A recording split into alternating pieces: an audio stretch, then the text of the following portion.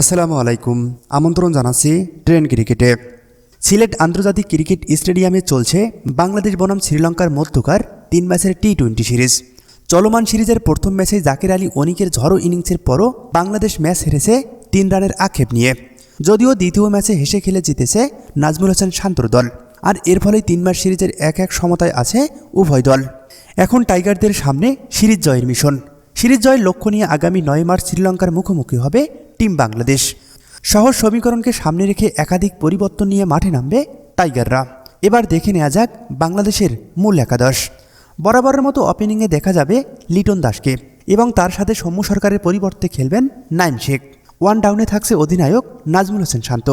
4 নম্বরে খেলবেন তাওহিদ হৃদয়। এরপর মাঠে নামবেন মাহমুদুল্লাহ রিয়াদ এবং সেই সাথে 6 নম্বরে ঝড় তুলবেন জাকের আলী অনিক।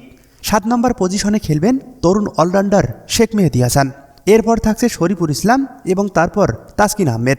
তবে মোস্তাফিজুর রহমানের জায়গায় খেলতে পারেন তানজিম হাসান সাকিব।